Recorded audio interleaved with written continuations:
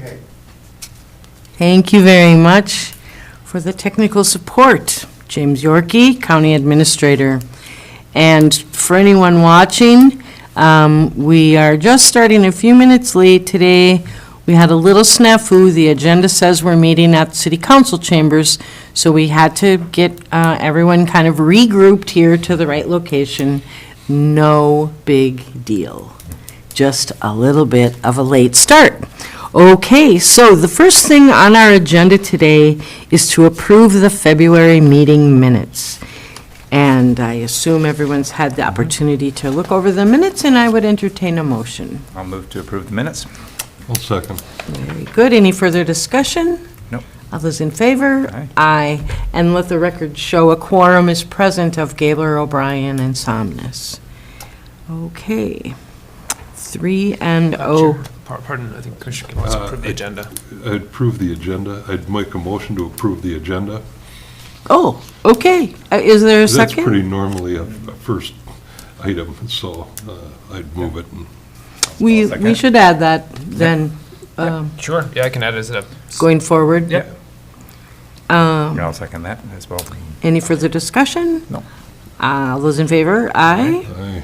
All right, very good. Thank you, Commissioner Gabler.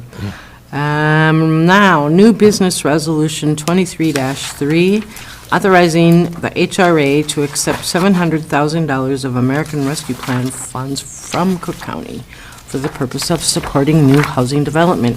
The resolution is in our packet. We've discussed this at previous meetings.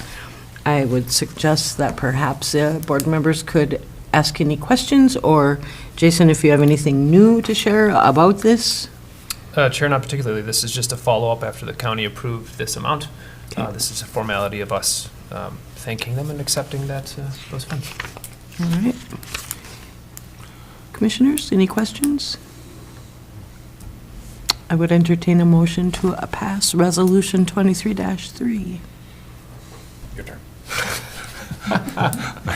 I'll move approval of resolution 22-3. I will second. 23-4, excuse me. Nope, 23-3. 23-3. Oh, I'm already ahead of myself. Okay. And a second? I will second that. Any further discussion? All those in favor? Aye. Aye. Aye. Very good.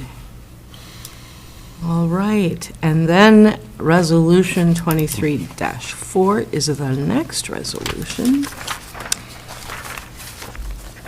in support of the HRA merging with the EDA and subsequent dissolution of the HRA. And I would say Resolution 23-4 is in our packet. And I would look to my fellow commissioners to see if there's any questions.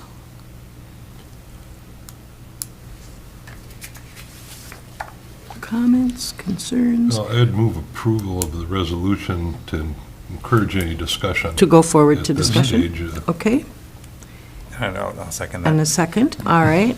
And then I would also invite the county commissioners to join in the discussion at this point before we vote, if you have thoughts. Commissioner Sullivan, anything, or? I'm just curious if someone could provide a summary from yesterday's meeting. That would be helpful to me. Sure, the EDA and the HRA boards met here yesterday, had good discussion and follow-up questions after the exchange of the summary documents from the two organizations. We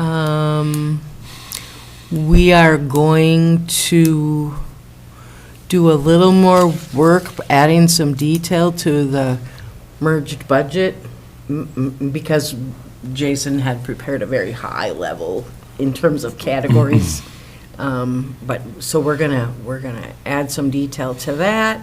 We're gonna write a little more clarity about the vision. You know, the documents that the two organizations exchanged previously weren't visions, they were questions. And so now we kind of have answered those questions for each other, and So we're gonna work together on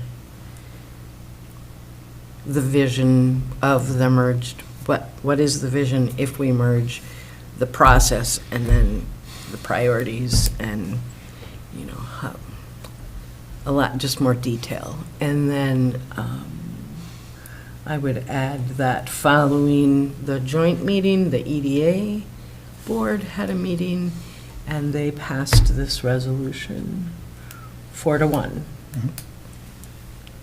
to go forward with the merger.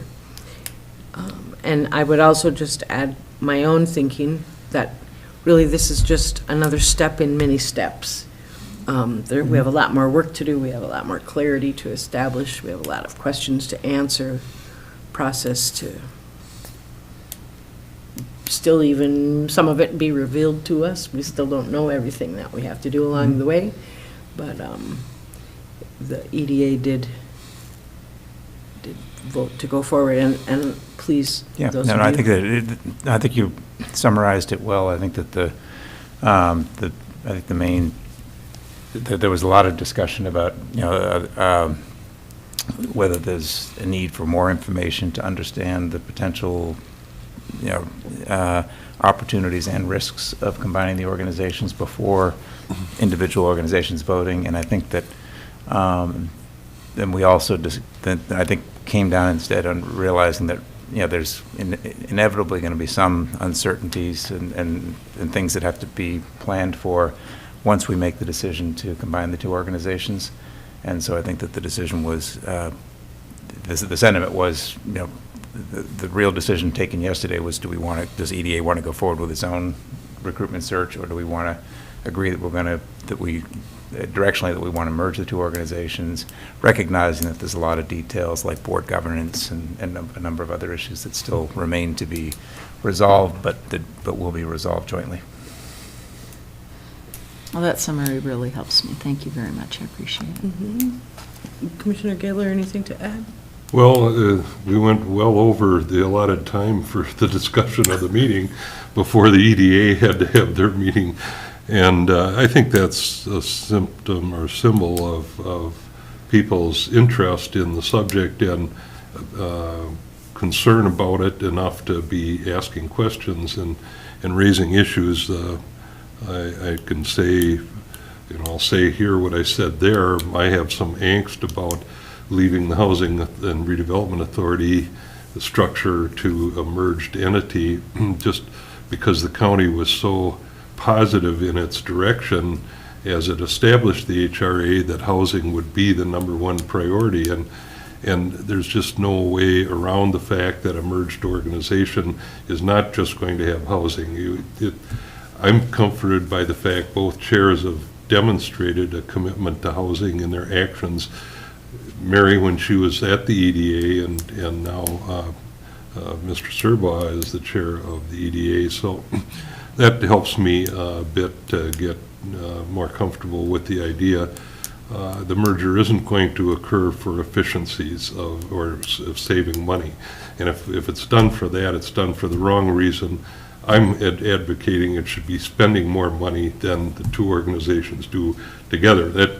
That's not part of the initial budget or anything else, but it's part of what I really believe is needed here if we're going to accomplish anything. And so with all that said, you know, I had some questions about the financial situation of the EDA. Most of that's has been answered. They had a clean audit for 21. They're being audited now for 22. They said they would send the financial results for 22. I'd still like to see them. But given all that, I really am comfortable with moving ahead at this point with this resolution, and committed to help it work for sure, because it's going to take a lot of work. It was described, the merger process was described yesterday appropriately as it's going to be messy. And so fasten your seatbelts, just because we don't know yet what we don't know, and we know where we want to go. That's the good news. We don't always have the roadmap sitting right in front of us that can guide us, but there's enough talent to get this done, and so I'm I'm in support of the resolution. I think one other point that was raised, where there was quite a bit of discussion, was that I think that, the vision document, as we had drafted it and shared with them, was really focused on the potential synergies of of adding additional resources to the development, to future economic and housing development. And I think that there was concern that we were basically ignoring the importance of some of the existing EDA programs for the business park and for the golf course, and so we just needed to talk that through and recognize that the combined entity will have responsibility for those initiatives, and if and as problems come up with those initiatives, we can't. That's where the responsibility lies. So that's part of the bumpy road that we anticipate as we work through the first year or so. Well, that's very helpful to hear the discussion, and I think for the public, really important for them to hear what And that discussion was about. We were able to live stream that meeting yesterday as Yeah. well. So Yeah. that will be on the HRA website if people want to. Actually, sorry, the Chair, it's county on the county website? website, yes, that's where all Okay. the live streams are Right. posted. All right. Commissioner Hawkins, you want to add to the summary of yesterday, or? I think that's a very good summary of the discussion. Okay. Jason? Call the question. Okay, then. All those in favor of approving Resolution 23-4 to merge the EDA and the HRA signify by saying aye. Aye. Aye. Motion carries.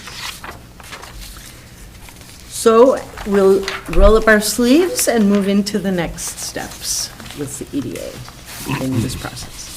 Chair, I'm thinking of cutting my sleeves off just to save time in the future. In anticipation of spring. There you go, it's perfect timing. Well, and I think we would all be remiss if we just didn't take one moment and acknowledge that part of the reason, at least part of the reason, we're having this conversation is because Cook County has the good fortune of being joined by Jason Hale in our company. Thank you. Thank you, Jason. Absolutely. So, With that, with that, let's move on to the Yes. conflict of interest policy. please and thank you. If I may. Yes, At the prudent, I think, suggestion of Commissioner Gabler, I drafted a conflict of interest policy because, one, it's just a good thing to have, and two, we want to make sure that we're setting the stage, especially as this merger continues to be contemplated. And in fact, the EDA sent, I think you were on that today, sent an interim director sent an email about a similar policy they're drafting for their board. So this is just to establish what should not need to be established, but is prudent to put in paper and in writing. Obviously, to declare any perceived or potential conflicts of interest, make those known, recuse oneself if it's appropriate, and then the course of actions to be taken in case a conflict arises. It's pretty simple and straightforward, and I just want to again thank Commissioner Gabler for being the impetus behind this and doing some coaching along the way for some things to take care of here. If we have any questions about the policy itself or want any additions or edits, I'm happy to entertain that as well. But we thought it prudent at least to get that ball rolling.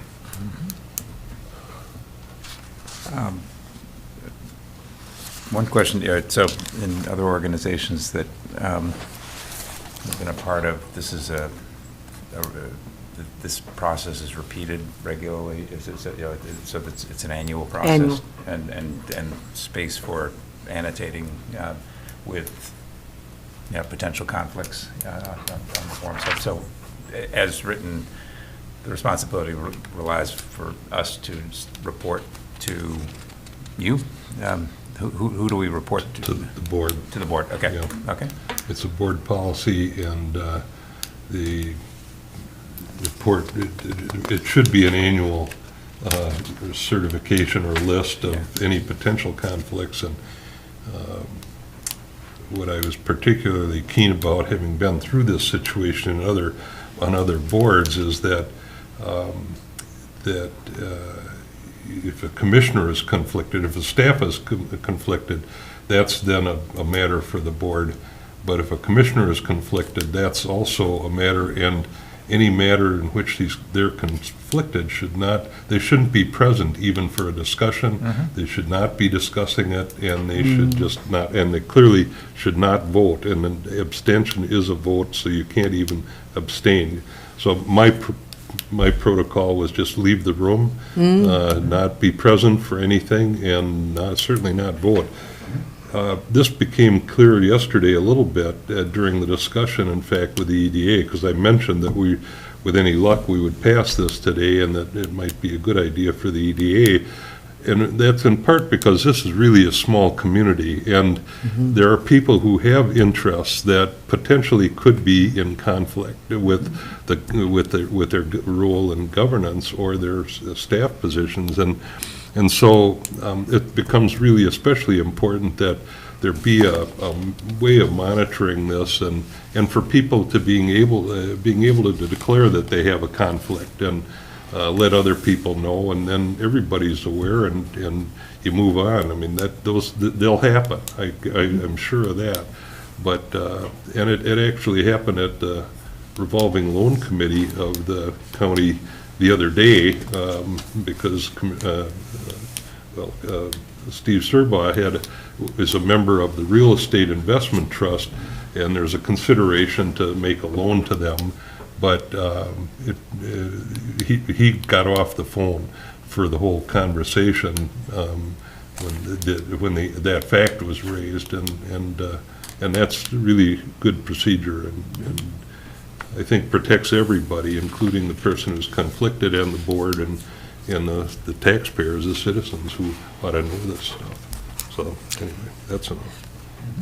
Commissioner Gabler, I'm not going to ask this question to disagree with you. I only just want to ask a question because of my own experience with conflict of interest working for the state.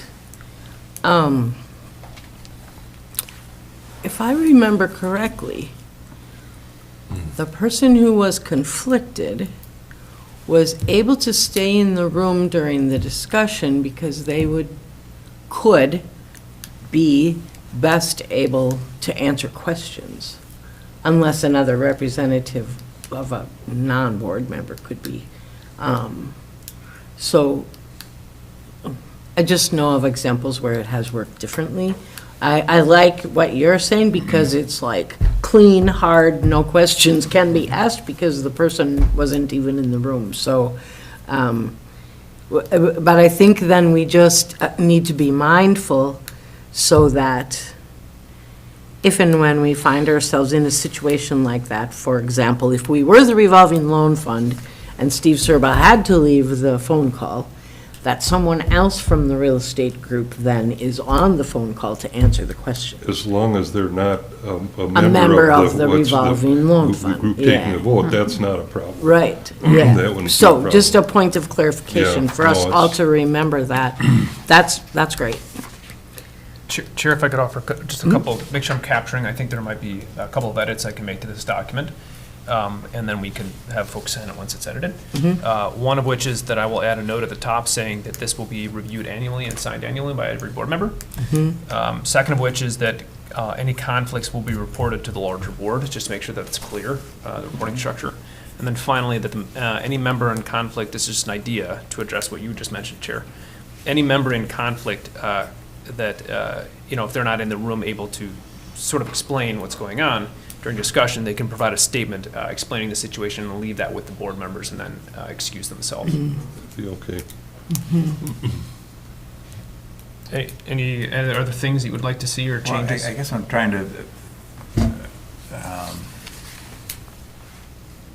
I think that what I envision is as the HRA ramps up, you're going to have a pipeline of potentially dozens of potential projects that we're reviewing, and I guess I'm thinking through how the process will work for I guess the responsibility is incumbent on each of us to review that pipeline of projects and say, I own a vacation house that's right next to it, or just to review that list of projects and thoughtfully assess whether we have any conflict of interest. I mean, I'm on part of that real estate fund as well, and so that I need to be cognizant of if anything comes up related to that, then I need to recuse myself, and I'm not sure if I. Yeah. Anyway, it requires a certain discipline on each of us as board members, and, Yeah. I guess my thought is, I think we can, if we can keep it, to see if it makes sense periodically to literally go through the list. Here's the list of projects. Does anyone have a conflict? Or please let me know if anyone has a conflict with any of these projects. But somehow to make sure that this is visible and that we have the opportunity for board members to thoughtfully assess whether they have a conflict with any of the ongoing projects and recuse themselves appropriately. And one of the best pieces of advice that I received when I started working in government 30 years ago, if you think it might be, it is a conflict. So just leave the room. Don't wonder. Don't try to interpret it any other way. Just go. Just claim it as a conflict. But otherwise, but I think the policy is well drafted, and I totally support the effort. One thing I saw in the email, the EDA was creating some other kind of form for commissioners to list anything that you're involved with. So then there was a record, and I wonder That's what I've seen that before. if we want to add that to this before we sign it, or we want to get something on the books sooner than later, and we can perfect it after the merger or whenever, all of this process again. We just want to be cognizant and careful and keep everyone on the right side of the angels. That's what we're doing here, so. Well, sure, if the board's agreeable, I can basically review what the EDA had sent over and adapt it. It's a 4-question questionnaire that just basically asks to flush out any organizations or businesses that might be. I think that's that are- great. To help each of us think about it our own selves, Yeah, to right? prompt it. Yeah. And I can attach that to the conflict policy and then have folks review that too. Perfect. Okay, so we'll bring this forward to next month for further consideration and hopefully approval. Let's just stay out of conflicts for the next month if we can help it, and then Yeah. we'll have this policy in place. No. Madam Chair, a question I had is where it lists gifts, and it talks about the value of $30. How is that dollar amount established? That was me taking it from a normal of $50 and just reducing it by 20. We can put whatever number you'd like there. I was just being extra conservative with dollars. I like it. I just wondered how the $30 was established. For commissioners, we can't have anything $5 or over. Well, that's what I was going to say. No cups of coffee, No, state government is $5. Yeah. And right, you can get a cup of coffee at McDonald's, but it's a long way to get there in Cook County for a cup McDonald's. of coffee. Yeah, that can be changed, Commissioner, to your point. The EDA's is going to be $50. They're increasing it to 50. I think 50 is, from my experience, has been a sort of a template number. I just thought that was high, so we could do 20 or 20. It doesn't matter to me, frankly. And that's fine. I just wanted to know where the number came from. No, where my brain, that's all. So how do people feel? Do you want to say a dollar amount that you like? Commissioner Gabler? I'm fine with $30, honestly. O'Brien? Same. Yeah. Yeah? Okay. Add a zero and you might have some trouble defending yourself, but at $30, Right. I don't think that Okay. that's going to sway your. Very I should good. hope not. No. Although It appears, There's a real estate lender at Wells Fargo that once told me, well, if there's no conflict, there's no interest.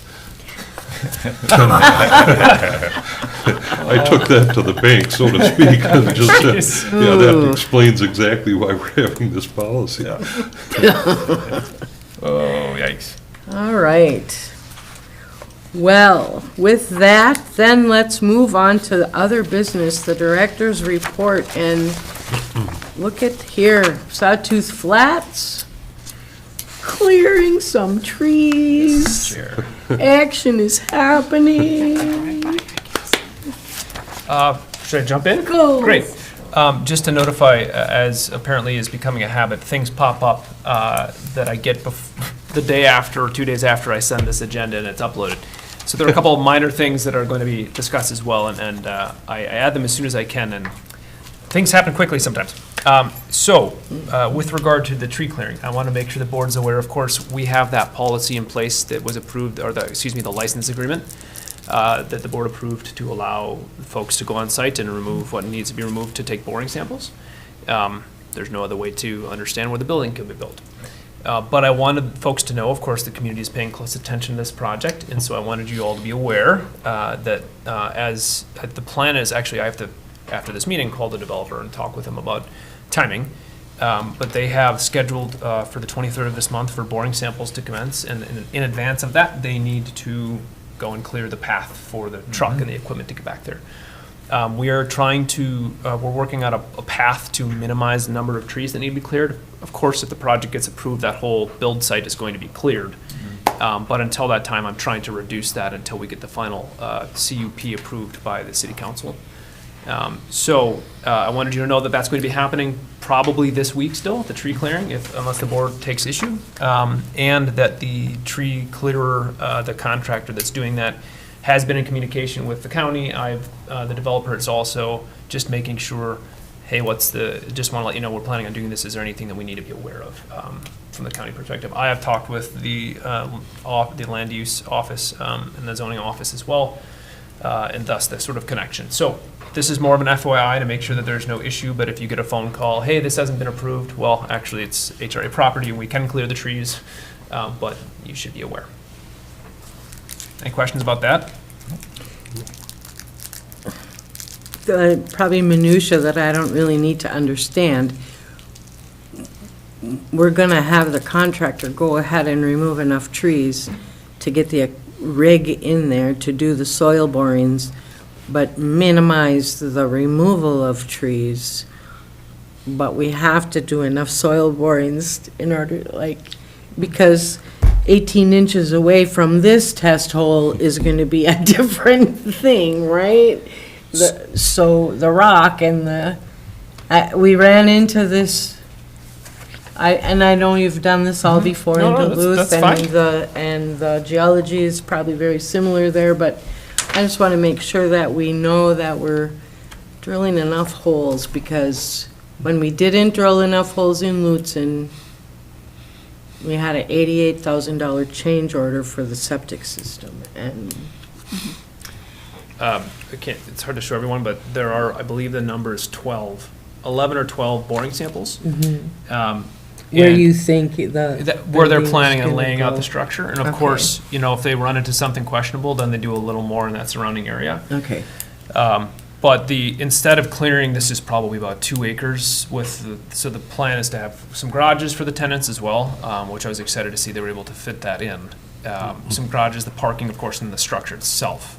So as well as the stormwater pond, they need to drill to see what kind of soils there's going to be in that location. Right. So if they cleared it all, it would be a sizable clearing area, and that typically will require an NPDES stormwater permit. And they're not digging the soil, so they're not actually trying to turn up the soil, which is principally what those stormwater concerns are, is to remove all of the soil, and then you start creating runoff, et cetera. But the plan is to try to think of it as like a Pac-Man, to try to hit the boring Right. sites Yeah. and then create this shortest route. Because, when you actually measure it out, some of these are, 50 plus feet away from each other. So they would prefer to go in and clear everything at once. It'd be much more efficient. I know. But I'm just requesting if it's feasible for them to find a simpler path and reduce the tree cutting until they need to, then great. If they can't and they're still they're doing the fine tuning of that now with the contractor, then they just need to pull the appropriate permits to do that. Okay. I'm sure, again, I apologize for even No, asking. these are because great I know questions. that y'all know your business, but, Well, these things, if are not I've communicated, slip through the cracks, so been- this is important. yeah, okay. Other than that, the rezoning was, the second reading of the ordinance was read at council last Wednesday and approved again. And a couple people wrote in support. So thank you all for your support of that so far. There will be more to come at the conditional use permit when we get to that stage. And then the last thing is an option for a second phase. So at the beginning of this, you might recall the original rendering that was provided to council actually had multifamily almost exactly where it's being proposed, and then other phases north of this to better utilize the 12 acres, including maybe some tiny homes or cluster homes or something. The developer, since we've been talking about this for months, their interest was, hey, if this goes really well and it's well utilized and the community needs more, they want to have a swing at doing another one if it gets approved at the city council level. They have an interest in, of course, having enough units in a market where they can create economies of scale and hire full-time staff to manage the properties, et cetera. So that is one of the things that they want as an option for a second phase. And the price and exact amount, all those things can be determined at a future date, but to give them the sort of bump. The other thing I should mention, and I don't know if all the commissioners know this, is because of some of the community concerns about the height of this structure at 3 stories, I went back to the developer and asked them, a big favor, can you redesign this for 2 stories? And for various reasons, that was not ideal, but they did it. So the current scheme is for a 2-story structure to reduce the visual impact. Of course, it has to go out a little more, but it's not going to be as tall, trying to fit better in the neighborhood with other 2-story structures. So all of that's to say, they've been trying to work with us as much as possible. They've fine-tuned the numbers such that TIF is not going to be required or asked for. And so they're, in exchange for that, they're asking that we would consider an option for phase 2 if it worked out in phase 1. So that will be, I've drafted it into the agreement for your review and approval. Of course, we can talk about that, but I wanted to bring it to your attention and answer any questions you might have. I don't have any questions. I just have to say that this process and the results that are being described here is exactly why I'm really glad Jason Hale is with us. Not just for his ability to have done this stuff before, but to know people who do it and who he can work with to meet, in this case, community concerns. And, you know, I wouldn't have thought of asking go from 3 to 2 stories. But I haven't been exposed to the neighbors either. But the reality is that, you know, that's a big step for a developer to take. It would be more efficient building a 3-story building than a stretched out 2-story building. And I think that's great work. Thank you. I just want to commend them for being partners in it. Yeah, Of course. that's what it is. Yeah. A partnership. And that's the value of having worked with them before and understanding that we're coming in good faith. I think that's a really important thing. They don't always like the things that I bring them and ask them. And they don't like and I don't like all the things that they say, but that's the nature of these kinds of deals. So, so long as we can get to the finish line together, and I want to make every builder's experience as positive as possible in this community, so that we're actually getting to pick and choose who does work here. That's my goal. That'd be a good place to be. Jason, can you remind me of the steps, the process, the steps? You mentioned that our approval of the development agreement. At what point is that? What are the critical 3 or 4 steps that we to go through that affect The next thing's coming. Right. Yeah. Sure, Commissioner O'Brien. That's a good question. So right now, the second reading was done, so it is officially rezoned. Then there are 2 really next critical pathways. One is the approval of a conditional use permit, which I have drafted and the developer's reviewing. We're going to actually apply for that together. So it's HRA property, but they're the ones building it, and it was the recommendation of Administrator Roth at the city that we just do a co-application. Of course, because they're going to be building it, and it's a chance for them to get in front of the community and the council and answer the questions. So that's next. We can't do anything else really until that's approved, because that's allowing them to build multifamily. And if they can't, then the project doesn't go anywhere. Concurrent with that, I have a development agreement that I've drafted and my attorney looked at, and now we're going back and forth with some changes.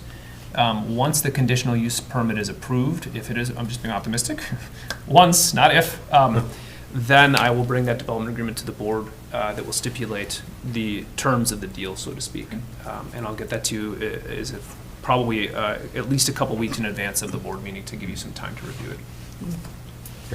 And once that is done, then they can start getting contractors and get shovels in the ground, is the idea. But, I should say, apologies, to get to there, we do need things like a wetland delineation, and they're working with the county. There's all that pre-development stuff, but the big sort of check marks to proceed are those two. For us, like, we won't be involved in Right. wetlands and stormwater and those kinds of things on the ground. That will be Right. going Yep. on over I'll be working there. with them in the background on Yeah. those things. Are there critical path items related to the financing, or is that's on them and doesn't, outside of our responsibilities? So we have, in the development agreement, we have, as the board knows, we have secured a grant from the IRRR for $500,000 as a match to that. We're using ARPA funds because you need a 1-to-1 leverage match. Yeah. And we're also providing the land at no cost. So all of that is built into the development agreement. In exchange for that, they're agreeing to build this many units. 25% will be available at workforce rates, and then they will keep them at that for 15 years. All the terms will be in that agreement that you can review. Terrific. Thank you. You're welcome.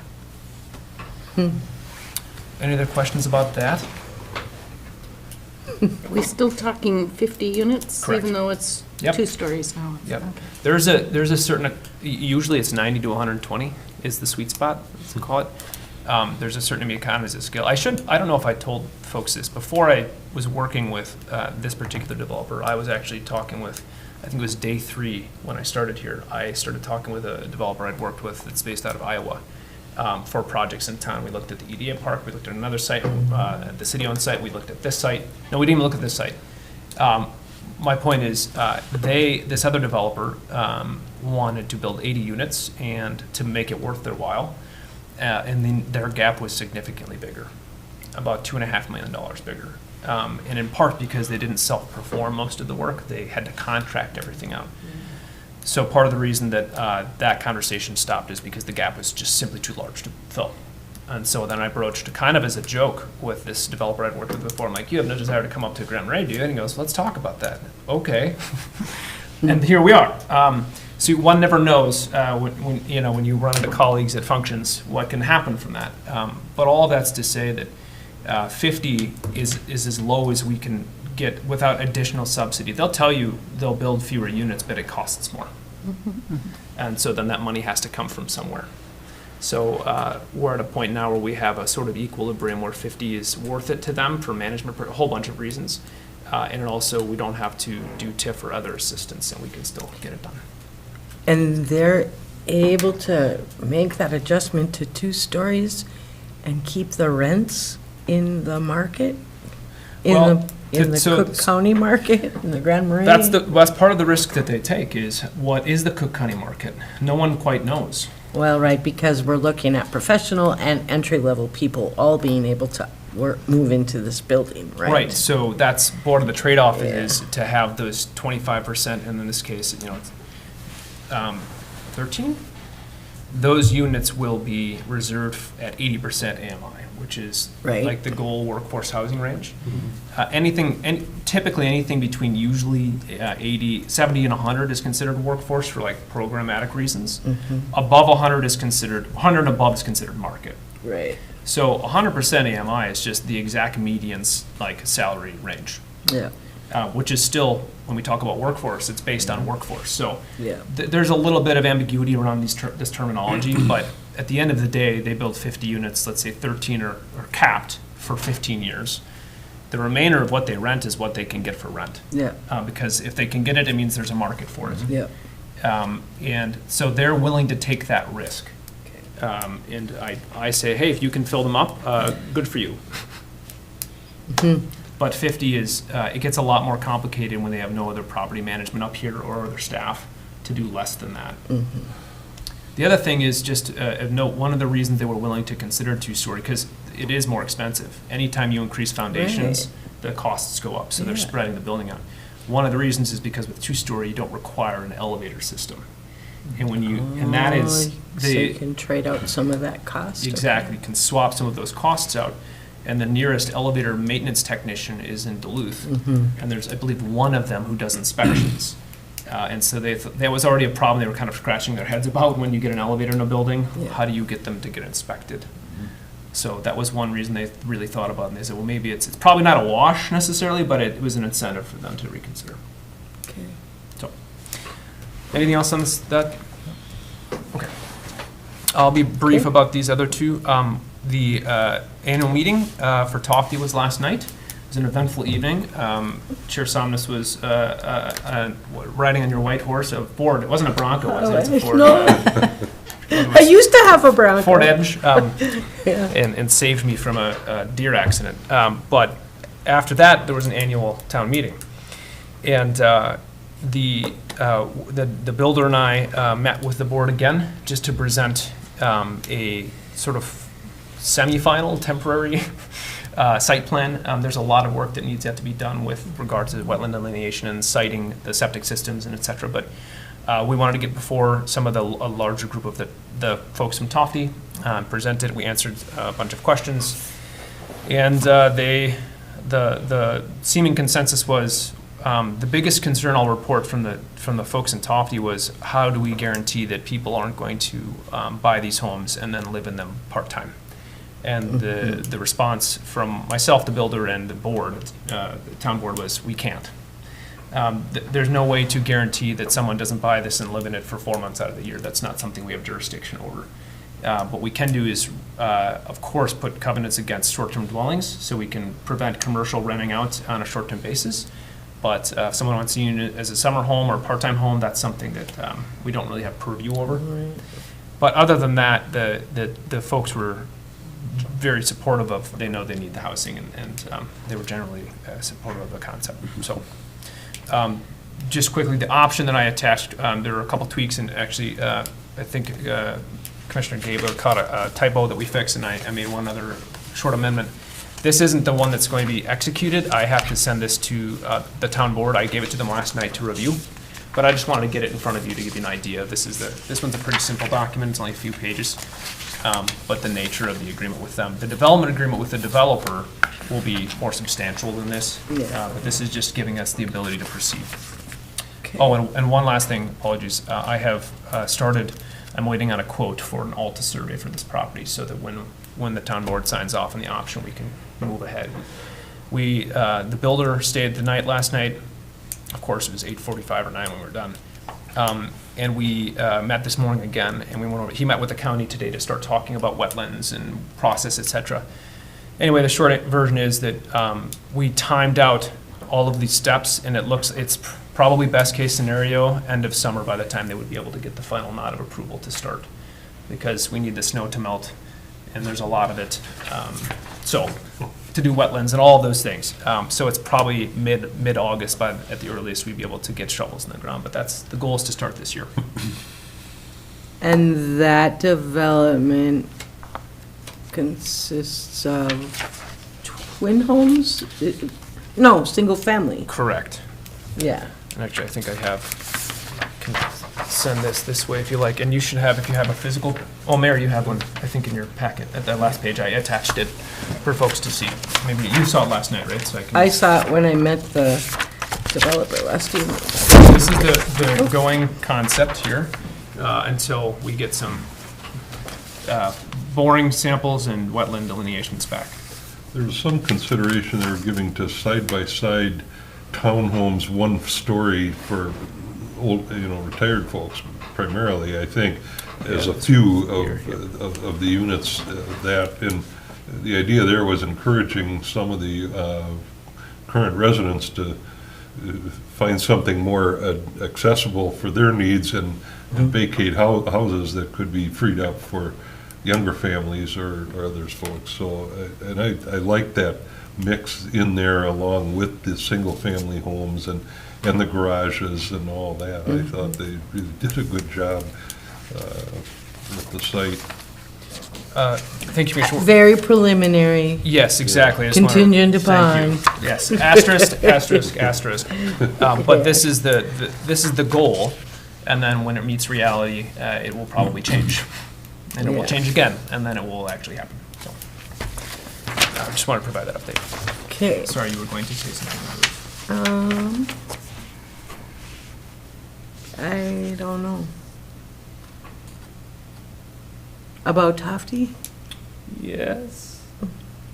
I have, well, one thing I just wanted, when we get to commissioner comments, I'd like to hear from the Luton Town meeting, and I'll talk about the Shorter Town meeting, but we can do that under commissioner items. Okay, so go ahead to, I'll keep cruising. yep, ISD 166, brief update is they have a meeting tomorrow night at Thursday, you're probably aware of, with regard to the property and their desire to continue. I've had some exchanges today with Mr. Lindholm about that.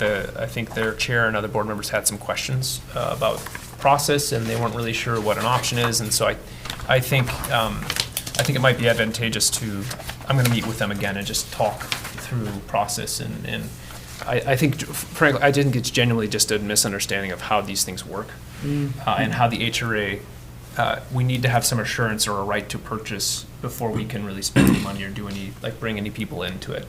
And I just need to help them understand that and say that we need to address all of their concerns on the front end and make sure we have an agreement before we would proceed. So it seems like they've received some public support. So thank you, folks who've championed that. They've received some comments and letters and emails and such supporting this idea. So that is, I think, having some impact, and we'll see how tomorrow goes. And I did distribute, I was just up at school teaching a class today and got a copy of the agenda. So this is the agenda, and I spoke to Superintendent Lindholm. He indicated if anyone did want to speak specifically to the property agreement, it would be item 8.1. They are designating a special time for public comment for the HRA. So it's not the community comments at the beginning. It's at 8.1, proposed Okay. option agreement with HRA. Thank you. great, thank you. Absolutely. Well, and thank you, Commissioner, for, or Jason, whoever brought this to our attention. I think it's great that people responded to our request for communication of support. You know, the thing that I understand about it is that without, what Jason just said, without assurance that there's possible access to the land, we can't ask any developer to start looking at it. And there's ways to put caveats, like we did with this land for Sawtooth Bluffs, or Flats rather, to say, if we don't build anything, you get your land back. You know, it's okay. It's safe.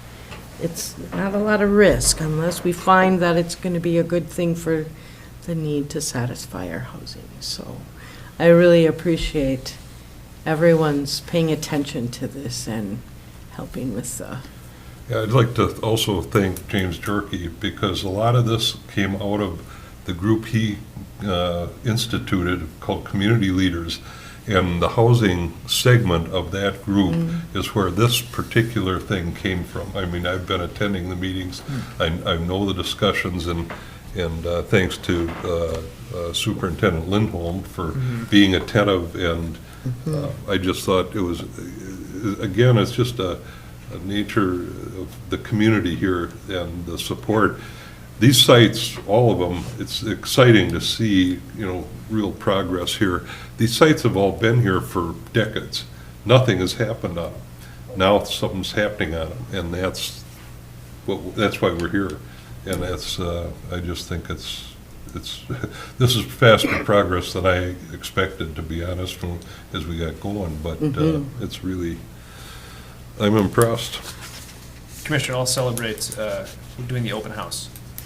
Oh, that's going to be a party. Yeah. We're going to have those big No, we have golden shovels. We're going to have groundbreaking celebrations. I We're gonna used have- one of those ones, Chair, and I found out they were spray painted. I was so disappointed. Well, they are spray painted, yeah. We could sell a shovel and pay for a project. Yeah, right, exactly. Who wants a gold shovel? Build another Well, place. it's heavy and soft. Yeah, exactly. Bend right away. Well, thank you. Unless there were other questions or comments about that, I again want to thank everybody's efforts on giving So we'll- comments and. See some of you at the school board meeting, or please just send your comments in writing if you can't attend. And Chair, where does one send comments in writing? Is that, where do I find instructions of where to? I will. In the email that I There. Okay. sent? Okay. Oh, I don't know. They're in the email and also on the county website. Okay, thank you. The last thing, and I think it wasn't on everybody's, this is one of the add-ons, bonus rounds here, under my report. Birchwood Apartments, as you know, obviously that's been an ongoing project. One Community Housing is meeting tomorrow with their project review committee. I've been working closely with them on this to try to get the nod of approval to go ahead. Jeff is, the director's committed to doing everything he can to get a yes. And then they would have the actual board vote on it next week. So, but if the review committee says yes, then it's a pretty good likelihood this will proceed. So, in anticipation of that, I talked with the county board about this, with the second request for ARPA, in part was to help the Birchwood project move forward. Because I knew that there was a matter of time before the HRA was asked to help partner and get some things done there. So Jeff made the request, I should say, for, and I have it in parentheses on my sheet here, but for two different things. One is a $50,000, if they get the nod of approval from their board, and just to give a little context, this is a risk for them. The building itself, actually, I believe, when they look at the pro forma and they look at the projections, even after it's rehabbed, they're actually capped on the amount of profit or revenue they can receive from that, and it's something to the tune of $2,000 a year, I think. So it's not, this isn't done with money making in mind. The real incentive, there are two. One is they have a developer fee that they get to charge to Minnesota Housing as part of the tax credit project. That's really where the money for them, the sort of financial incentive exists. The other is mission. They really know how much this is important to a community. This Birchwood, the 24 units, actually receives what's called housing assistance from Rural Development, USDA Rural Development, which covers the entirety of the rent. And then tenants pay 30% of their income, whatever that income is. So it's truly deeply affordable housing. And One Roof knows that, I know that, the community knows that, and we want to try to save it. Chair? Question, in my past work with One Roof, the developer fee also isn't really a money-making proposition. All it does is cover their expenses to do the project, correct? It depends on the project. Oh, So, this might be different? yes, tax Okay. credit projects, there's something called, you can increase the basis. The short version is you can include a little bit larger developer fee in a tax credit project, because I think the state knows how much work it is. So again, that's not like they're rolling in flush cash. Yeah. It just makes it worth their while to go through all A this little more process. incentive to do Exactly, this yep. hard work. Yeah, Okay. but the long term, when you're thinking about owning this for 20-plus years, the long term is the mission-driven Yeah. reasons for this. Thank you. Which is one of the reasons I like to work with One Roof when I can. Amen. So they asked for, if they get that nod of approval, we're doing something called a GP, general partner substitution. It's a sort of a expedited way of them getting control of the asset without having to change legal entities, because the process to change legal entities with rural development takes a year plus. So one of the problems is they can't invest in the building, they can't do anything really until they have site control. So they're, again, this is part of the risk for them. This is where it's really risky. If they do this GP substitution, if they take effective ownership of the property, and they don't get the funding from Minnesota Housing, they still own this asset that's in a lot of trouble. And I have told them, I said, the HRA is here. and we want you to be successful. And we don't have enough resources, of course, to buy or fix this thing, but just know that I will be at the table with them, brainstorming, going after resources if needed, if Minnesota Housing doesn't work out. I have a lot of optimism for them getting an award, and the signals have been positive, but that's one of the inherent risks, aside from not being a revenue generator. They're also, if they don't get funded, then they have to do some more creative work on getting the financing. Is the current owner amenable to the GP substitution? Yes. We have met with her in person and have been meeting with her frequently. Well, I just have to say, for family housing, there is no better affordable housing than a project like this, where the tenants pay 30% of their income, whatever that is, and the government is paying the rest. I mean, those are the programs, it's the way they were set up. And it just, all the rest of the things we're trying to do would never get down this low in terms of rent for the occupants. So it's really a worthwhile effort, and thanks for working on it. And Absolutely. Thanks to One Roof, and let's hope that they can see their way through to a lot of risk. Yes, and one Really. of the, oh, sorry, go ahead. I was just going to say, so that leads to the ask of theirs. The next part Yeah, of the yeah, yeah. discussion. That's the foundation. So these are all the things that they kind of assume, eyes wide open to some extent, but they're also, you don't know what you're getting into until you start peeling back the wallpaper, so to Right. speak. And in this building, I think the wallpaper is already peeling. So there are two parts to this request. One is that there's $50,000.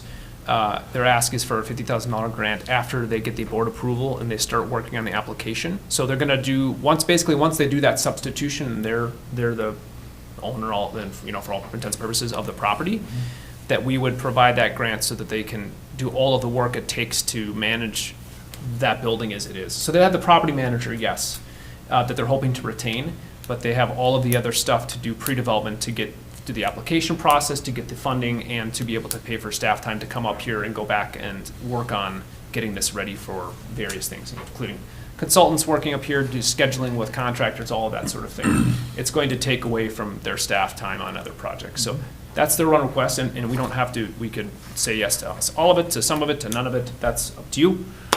And I'm not, I don't have a resolution before you today. I wanted to put this on your radar. I just talked with Jeff last night, or sometime. Before you hit the deer. Yes, maybe it was before I hit the deer. It's was. a blur. So that's the one part, and the other part is, and I've been talking with him for a while about this, the ability, and I think I mentioned this board before, to do essentially a deferred loan that's reimbursed upon execution of an award from Minnesota Housing. So the $250,000 is to help with immediate needs, damage needs, and repairs to the structure, to basically keep it operational until the award gets, applied and they can do the rehab. And again, the risk, just to be clear, the risk for the HRA is if they never get an award. And my suspicion is if they didn't get it this year, they would apply again. But if they never got an award, then that's $250,000. It's just a deferred loan hanging on the property. This is not an uncommon thing for HRAs to do, by any means, but I want to make sure that that's known, that that's the risk, is that we could never see that money back. That is a possibility if we don't get the award. On the other hand, of course, it does go into the property to fix it and keep it up and running, which is, as the chair pointed out to me yesterday, about $10,000 a unit that we're committing to the For property. 25 apartments, right? Of course, if we're optimistic and they're successful, then that gets reimbursed, and then we can recycle that and use it for something else. So again, I don't have a resolution. There's no vote needed. I'm going to be bringing a resolution at the next meeting, but I wanted to put it on your radar so it's not new. But we should have discussion about this now, so that if there are things that you want Jason to work on between now and then, Please. to understand any questions or concerns. And I saw Commissioner O'Brien was moving his hand. Just, I want to understand, just from an accounting perspective, how do we process, or how do we account for the $250,000 loan? Is that something that is paid from the transfer of the $700,000, or is that built into our budget, or how do we budget for issuing a loan, the $250,000 loan? So both pots of ARPA money, so to speak, not the combined pot, we didn't have in the budget, because we did the budget, we didn't have that. Right. So those would be, the county holds all of that money, and in fact, they've invested some of that recently because rates are suddenly good, at least on one end of the spectrum. And so we would do a request, we would write basically a reimbursement or payment request to the auditor's office for this particular project, and they would cut a check to go into One Roof for whatever reason. So to remind the commissioners, we have 2 allocations from the county of the ARPA money. You remember that? Yep. A 500 and a 700. That's- So it would come out of there, Got it. right? Okay. And the 50 as well, correct? Correct, yep. Yep, Okay. But the 50 is a grant, and we don't expect to be repaid for that. correct. That It's would our just be good a- faith. That's our, yep, that would be a contribution from the HRA toward the project. So I assume then that this loan would be on our books as an asset. And there'd be an asterisk on the financial reports of, the conditions of the loan and its repayment and risk, and an auditor would take that into account. But that's pretty simple stuff, to be honest. I mean, and the EDA actually has stuff like that already. And so this is, consistent with what the missions are for trying to get stuff done. And thank the Lord, or the county, for the ARPA money being available to be able to do these kind of things, because, absent that, I don't know where we'd be, and that's great. Right? I agree with you, Commissioner, wholeheartedly. I couldn't find we looked at all of the options. And this is a very unique situation, and there isn't a nice pot of money to apply for in this sort of, especially with emergency fixes. So being able to have the nimbleness of the ARPA funds is really instrumental for this sort of thing, which is why that's why I asked, and I'm very grateful that the county board approved it. But yes, to your point, it would be an asset, there would be asterisks, there would be documents that we would record with it too, and say this is the terms of the loan, et cetera. Any other questions or thoughts, or do you want me to change either of these amounts, or? Commissioner Hawkins or Sullivan, any? And I want to clarify with Administrator Yorkie and the county board members that this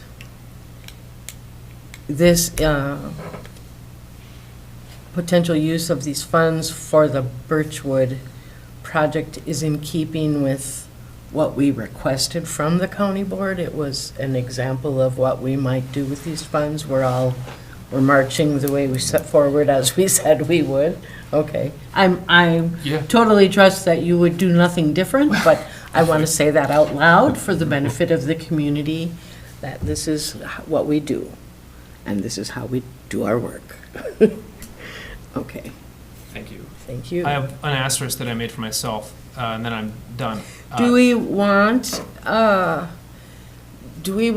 to, would it be helpful to you to communicate to One Roof that the HRA appears to have the intent to approve this request, so they can bring it to Jeff Corey can bring it to his board and say, if you agree to do this, it looks like the HRA will do that?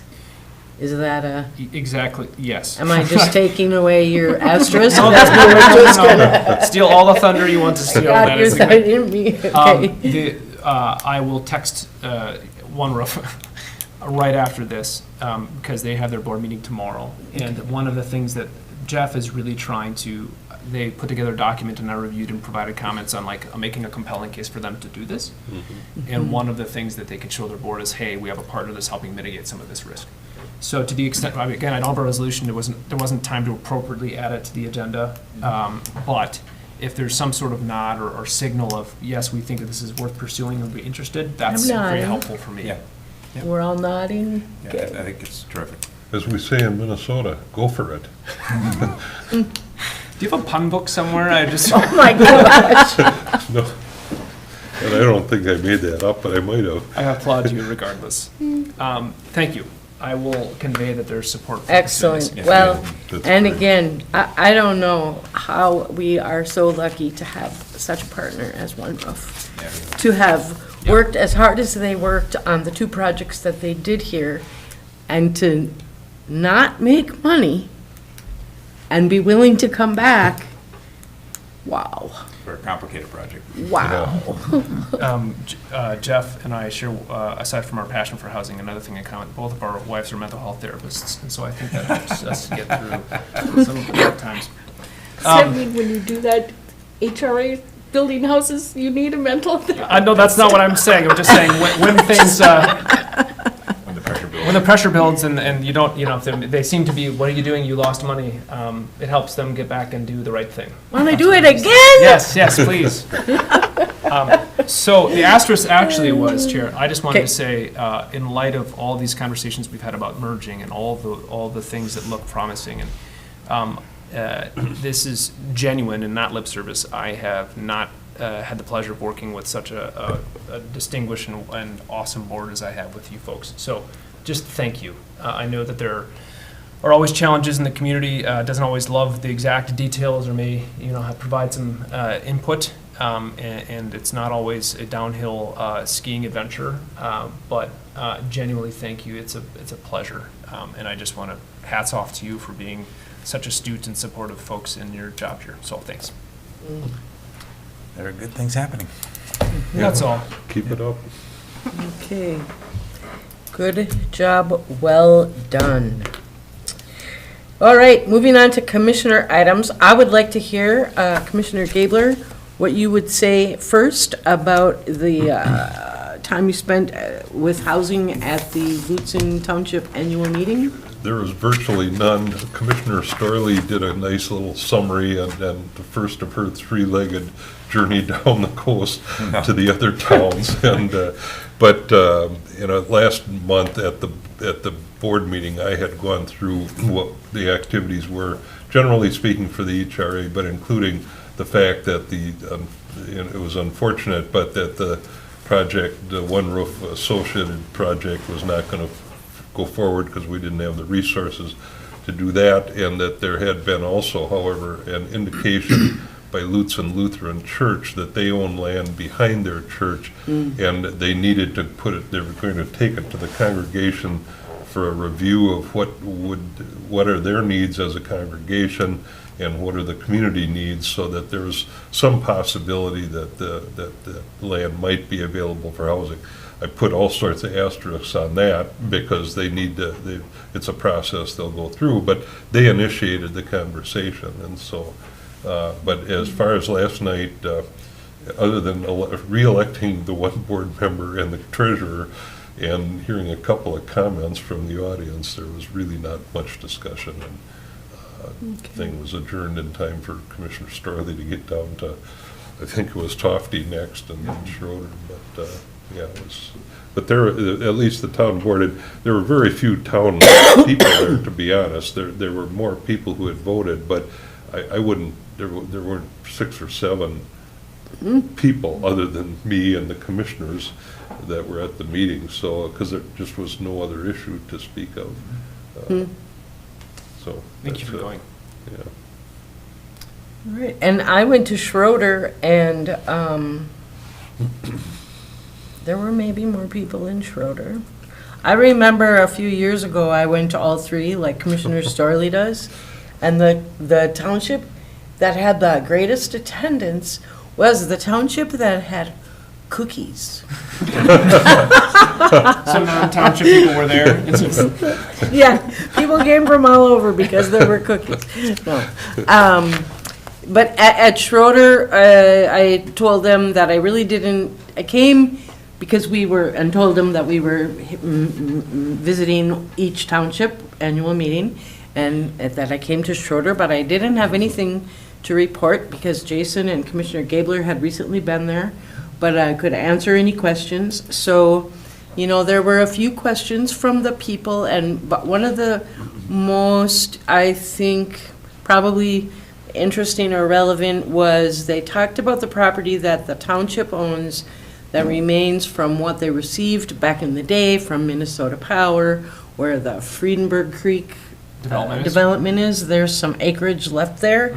And Bruce Martinson had spoken with Mitch Travis here, and Mitch said he would go to the property in the second half of May after the snow is melted and do a look around at what wetlands might be there. And I reminded them that if they found that there was buildable land on that property, that they should think about, whoever they're working on this development with, that they should think about coming to the county and looking for a CUP or whatever is needed to change the zoning so it can be smaller than 5-acre lots. If it means they could put more houses on the property on 1-acre lots or 3-acre lots or whatever they discover when they get to that point.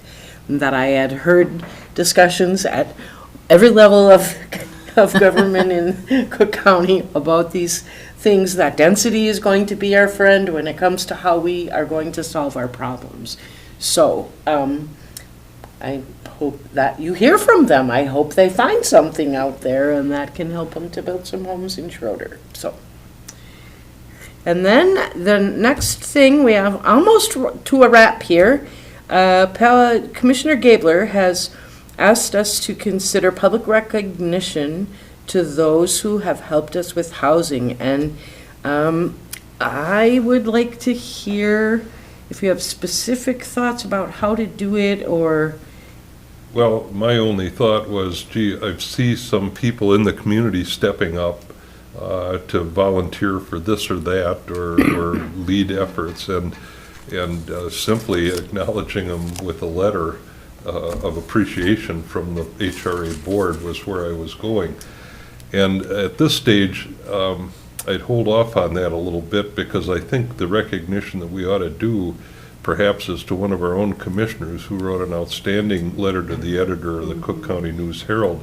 And I think Commissioner Doe did a terrific job, and so I think I'd make a motion that we recognize Commissioner Doe's contribution to promoting housing in Cook County through that letter to the editor, because it was really a well done and needed piece. Also called out some issues that people need to be aware of, and not everybody's going to be in agreement with every action we do, but he provided a nice context there and of what's really, the bigger pictures of these things. So I'd move that we craft a letter to Commissioner Doe, just thanking him for that effort as a start of this. I'd like to see other people in the community, because there were plenty of them to be recognized, but at least I thought this might be a good start.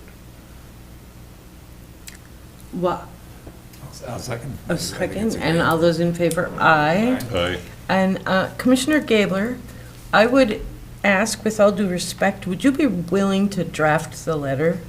I would, and I would really appreciate that. I've taken on some of these kinds of things so that Joseph, Call me whatever you want, Chair. whoever that guy, Whoever, Jason can stay focused, that's what I was trying to say, on Sawtooth Flats and Tofty and the school district and all the things. So if you would be willing to draft a letter and on behalf of the board, and if you share it with Commissioner O'Brien and myself, can we do this with open meeting? Share the letter and we can approve it, and you can put all three of our names on it and send it to him? Is if that? somebody just guide me on what the process is, I'm Okay, happy to write we'll figure the that letter. out. Why don't, you send it to me and I'll distribute it for You signatures. can? Yep. Okay. Yep. All right. As a historic note, I'm very confident I can write a reasonable letter, because my dad was a college English professor for the first 15 years of his career, and subsequently he was a commissioner of an HRA. So yeah, he was a chair of the St. Paul HRA for a number of years. But yeah, so with that, thanks to the background I've got, I'm happy to take that assignment. Thank you. And You I thank- articulate it very well, so I assume you can also write it. And I thank my dad Very for all good. the red marks he put on my term papers. Excellent. Thank you so much, Commissioner Gabler. Then the last thing is, I would just want to remind us that Jason started working on April 25th of 2022, and we're coming up on his first annual review. Yay! And so my suggestion is, I have a format that I think will work, that I would prepare and share with. And again, I believe we can do this together because it's a personnel matter and it's confidential and board members can talk to each other. And I will include the two of you as our ex officio county representatives. And I will email that to all of you. And when you receive it, you can either respond as it will ask you to, or you can suggest to me if you have a better idea or a better way to do it, a different way that you would like. But I think this will work. So we'll try it this way first. Okay? Then, any other business for the organization? Move adjournment. All those in favor say aye. Okay, meeting is adjourned. Good meeting. Thanks. Thanks, everybody. Thank you.